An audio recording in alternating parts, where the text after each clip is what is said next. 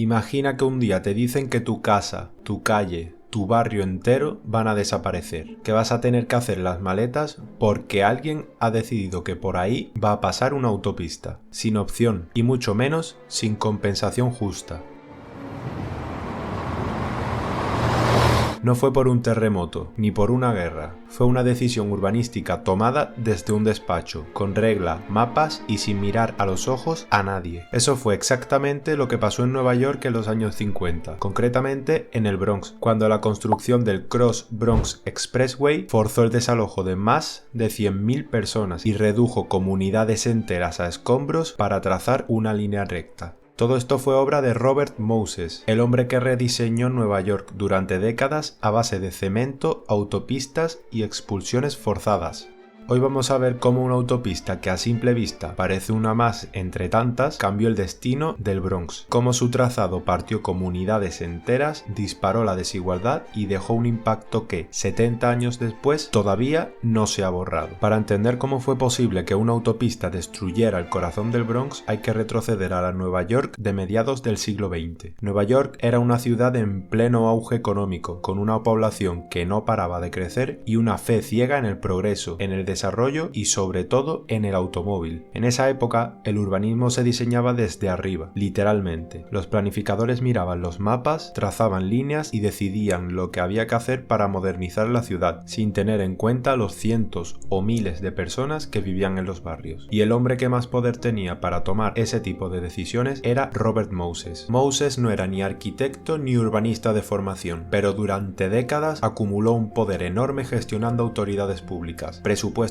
millonarios y decidiendo el futuro de Nueva York casi sin oposición. Fue responsable de más de 20 autopistas, decenas de puentes, túneles, parques y miles de viviendas públicas. Pero su visión de ciudad estaba pensada para el coche. Para él, el futuro era una red de autopistas rápidas, amplias y rectas que conectaran todos los puntos de la ciudad. Y eso exactamente fue lo que hizo en el Cross Bronx Expressway, una autopista que iba a unir Nueva Jersey con el este del Bronx. Moses no quiso rodear barrios ni soterrar, quería ir en línea recta. ¿Cuál fue el resultado? Más de 600 edificios demolidos y al menos 120.000 personas desplazadas, muchas de ellas sin alternativa digna a dónde ir. Una decisión planificada con regla y papel, pero con cero humanidad. El trazado del Cross Bronx Expressway era ambicioso y brutal, una autopista de unos 11 kilómetros que atravesaría de oeste a este uno de los condados más densamente poblados de Estados Unidos, el Bronx. Desde el principio hubo alternativas sobre la mesa. Técnicamente era posible desviar la autopista, seguir un recorrido menos destructivo o incluso soterrarla en algunos tramos, pero Robert Moses no estaba interesado en hacer concesiones. Él quería una línea recta que no tuviera interrupciones y la iba a construir costara lo que costara. Y eso fue lo que pasó. El proyecto comenzó en 1948 y se extendió durante casi 2 décadas. Para abrirse paso, demolieron manzanas enteras de edificios residenciales, muchos de ellos en varios obreros que tenían décadas de historia. En algunos casos, las excavadoras llegaron antes de que las familias terminaran incluso de preparar las maletas. A cada lado del trazado quedaron edificios con muros medianeros al aire, calles que ya no conectaban y barrios literalmente partidos en dos. Las obras trajeron caos, ruido, polvo y años de inestabilidad para quienes aún intentaban quedarse. Y lo más duro es que muchas de esas comunidades eran hogares de personas inmigrantes que ya vivían en condiciones precarias y no tenían los medios para mudarse a otro sitio.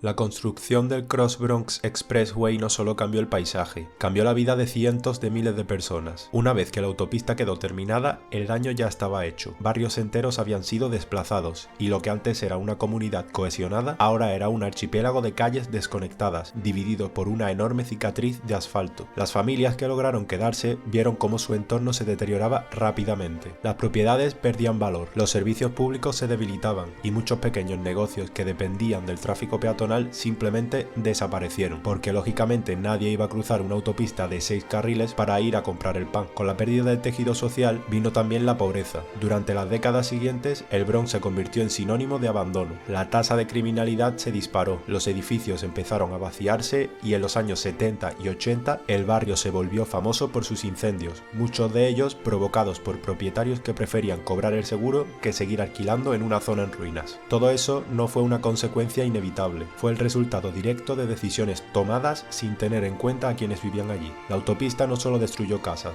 destruyó redes familiares, vecinales, escolares, en fin, destruyó una comunidad entera. Mientras otras zonas de Nueva York crecían, el Bronx quedó atrapado en una especie de estancamiento forzado. El progreso pasó literalmente por encima de ellos. Hoy, más de 70 años después de su construcción, el Cross Bronx Expressway sigue ahí, no solo como infraestructura, sino como símbolo. Sigue dividiendo barrios y generando ruido y contaminación. Y lo más grave es que sigue condicionando la vida de las personas que viven a su alrededor.